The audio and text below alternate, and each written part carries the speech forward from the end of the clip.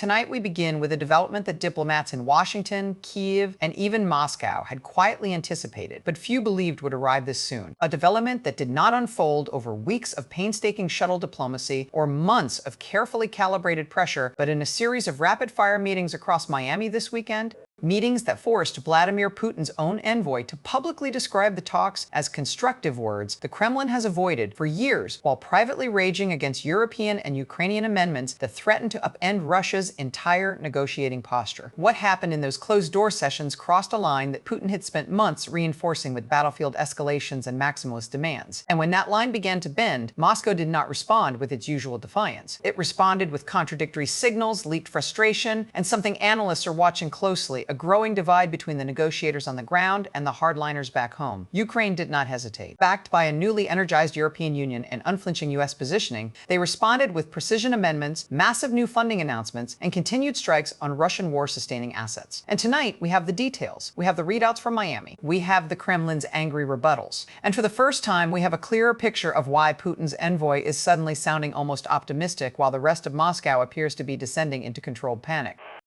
This is the story of how the Miami talks were exposed, the constructive progress Putin can't fully embrace, and the Kremlin panic that is only just beginning. For months now, there had been signals, not dramatic announcements from the White House podium, not fiery speeches from Kyiv, just subtle, persistent indicators that the diplomatic ground beneath Vladimir Putin was slowly shifting. The Trump administration has been aggressive in its pursuit of a Ukraine deal. Yes, but they've also been unusually methodical. Separate tracks with Moscow, separate tracks with Kyiv and Europe, envoys shuttling quietly between capitals, late-night calls that never made the headlines. But what set off alarm bells inside the Kremlin this weekend was that the familiar rhythm of Russian obstruction, the endless demands for preconditions, the synchronized battlefield pushes to improve bargaining positions, the predictable leaks blaming the West for intransigence, all of that suddenly went quiet. And whenever the Kremlin goes quiet in the middle of high-stakes negotiations, history tells us it usually means one of two things. Either they are preparing a major escalation, or the pressure has finally become too much to deflect with the usual tactics. Analysts who track Russian diplomatic behavior know the indicators well: the sudden clustering of senior officials in Moscow instead of abroad, the unusual volume of encrypted traffic between the foreign ministry and the presidential administration, the quiet cancellation of public appearances by hardline commentators who normally dominate state television. All of those markers spiked dramatically over the past 72 hours. Early Saturday morning, Western monitoring stations detected what multiple sources described as an anomalous surge in secure communications involving Kirill Dmitriev, Putin's trusted special envoy for international economic affairs, and one of the few Russian officials still welcome in Western capitals. These were not routine check-ins. These were the kind of emergency protocols Moscow only activates when negotiators on the ground need immediate guidance, or when positions long considered non-negotiable are suddenly under review. Ukrainian and European diplomats did not know at first whether this surge reflected genuine openness or another layer of deception, but what they did know was that something had changed. Russia was no longer dismissing the American framework out of hand. Dmitriev himself, speaking to reporters after one of the Miami sessions, used a word the Kremlin has studiously avoided for years: constructive. That single word landed like a thunderclap in Moscow. Within hours, Russian state media and foreign ministry spokespeople were walking it back, insisting that European and Ukrainian amendments had actually made the prospects for peace worse. But the damage or the opportunity, depending on which side you're on, was already done. Here's what we know.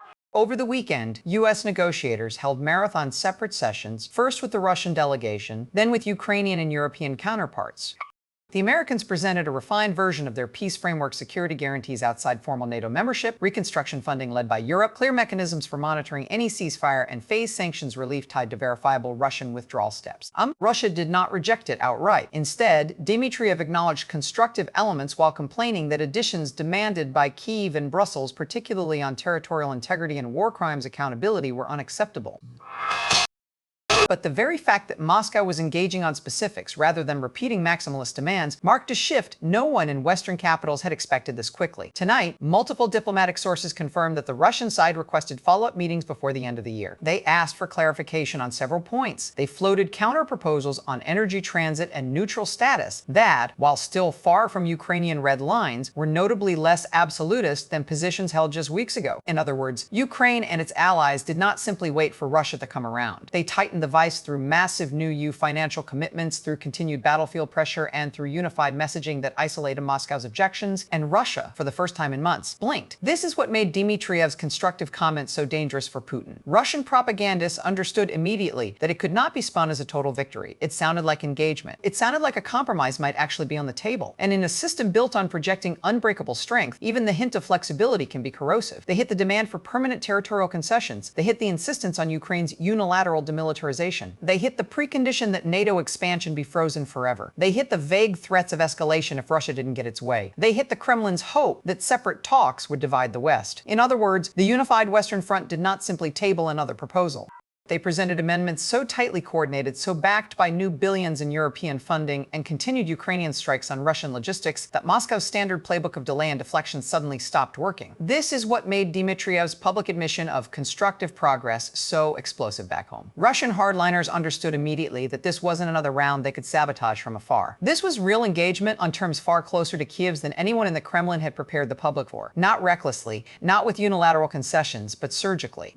The West did not waste leverage on symbolic gestures. They did not offer vague timelines. They targeted the core assumptions that have sustained Russia's war effort. The belief that Europe would eventually fracture over costs, that Ukraine would run out of manpower or munitions first, and that the new US administration would prioritize a quick deal over a durable one. And here is where the story becomes even more revealing. Intelligence officials now believe that Russia's willingness to stay at the table, even while publicly complaining, was designed as a probe to test whether the West would soften if Moscow showed just enough flexibility to keep talks alive. Putin wanted to see whether Trump's deal-making instincts would lead to pressure on Kyiv, whether European fatigue would force concessions on security guarantees, and whether Ukraine would hesitate as winter deepened. But instead, the opposite happened.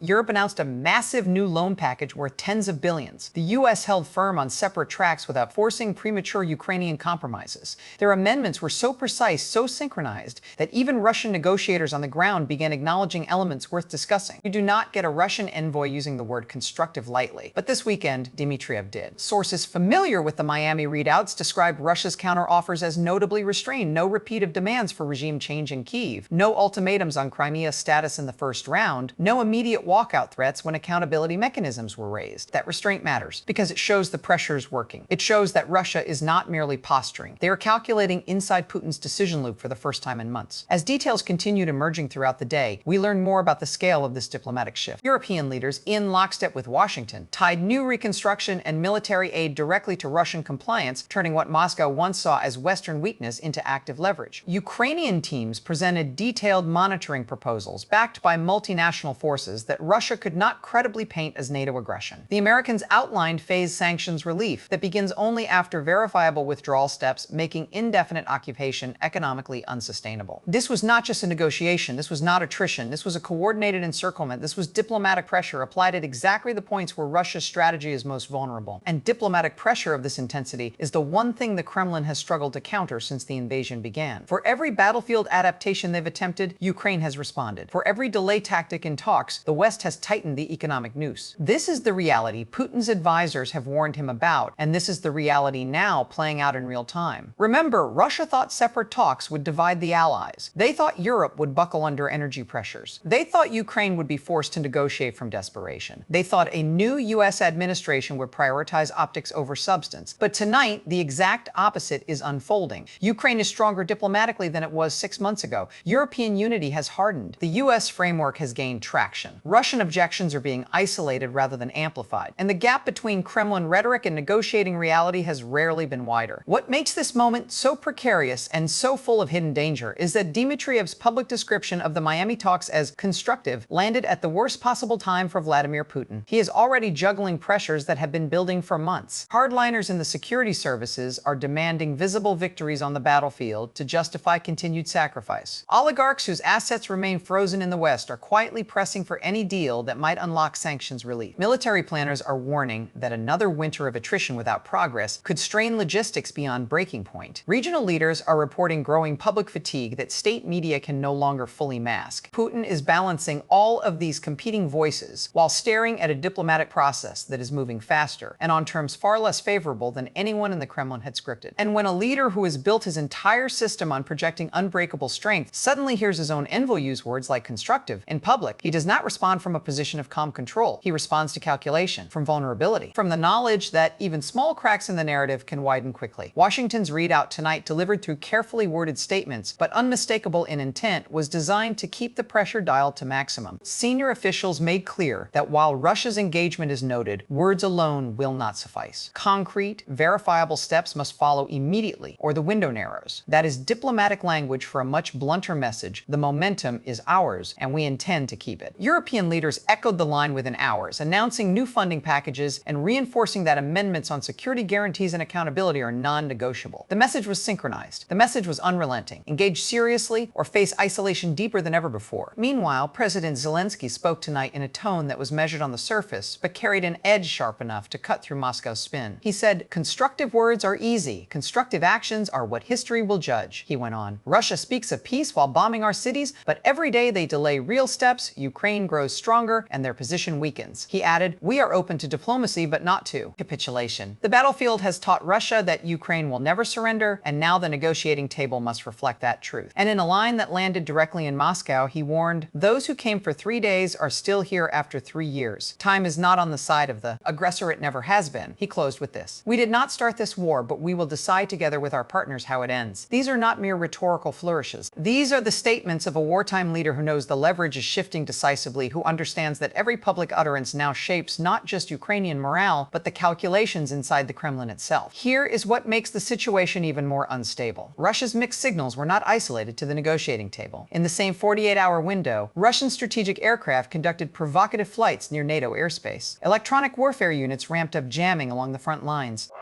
State media unleashed a new wave of disinformation, claiming Ukraine is preparing unilateral offensives. Shadow fleet tankers continued moving oil in defiance of sanctions, only to face fresh Ukrainian drone attention. When Moscow sends conflicting messages across multiple domains at once, constructive talk in Miami, saber-rattling everywhere else, it means one thing: Putin is buying time while deciding which path to take. Intelligence analysts are now outlining 3 possible trajectories for Russia's next move. 1. Putin reins in the hardliners and authorizes his team to move toward a framework agreement before year's end, accepting phased withdrawals and robust security guarantees in exchange for partial sanctions relief. 2. He slows the process with endless procedural objections, betting that winter hardships or political shifts in the West will eventually fracture unity. 3. The scenario keeping officials in multiple capitals awake tonight: he green-lights a major escalatory act, a large-scale missile barrage on civilian infrastructure, a new ground offensive, or a provocative incident designed to derail the talks, blame Ukraine, and rally domestic support around renewed confrontation. But tonight, Ukraine and its allies have made that third path riskier than ever. They did not pause their military pressure. They did not soften their amendments. They did not signal any willingness to bargain away core principles. They kept the vice turning. What we are watching now is the purest test yet of Putin's nerve. He wants to see whether the West will flinch if he escalates one more time. Ukraine wants to prove that engagement only happens on its terms. Washington wants a deal that lasts beyond headlines. Europe wants the war contained before another year of uncertainty. Every actor is watching every other actor. Every hour now carries weight that could tip the balance. Tonight, sources tracking Kremlin communications report an intense spike in encrypted exchanges between Putin's inner circle and frontline commanders. They describe the tone as sharp, divided, and urgent. They say some voices are pushing for a dramatic demonstration of strength. Others are warning that further escalation could cross red lines the West has quietly reinforced. And they say Putin has not yet revealed his final choice. Ukraine is not waiting. New air defense batteries are deploying. Intelligence sharing has intensified. Diplomatic teams are already drafting the next layer of sanctions should talks falter. Their message tonight, clear, coordinated, and unyielding, sent Moscow a signal that the old games no longer work. As the weekend ends and a new week begins, we expect the first unmistakable signs of Putin's decision to surface. But what we already know is this: the Miami talks have exposed a Kremlin that is no longer fully in control of the tempo. Russia is engaging not because it chooses to, but because the cost of walking away has become too high. What happens in the next 96 hours will tell us whether this becomes the beginning of a real off-ramp or the prelude to a dangerous new escalation. Tonight, the Kremlin is quiet, too quiet. And when the Kremlin is quiet after its own envoy calls talks constructive against a backdrop of mounting pressure, it means Vladimir Putin is alone with a decision that could define not just this war, but the future of European security for decades. This story is far from over. In fact, the most critical chapter may be about to begin. We will be here watching every second as it unfolds. Stay with us.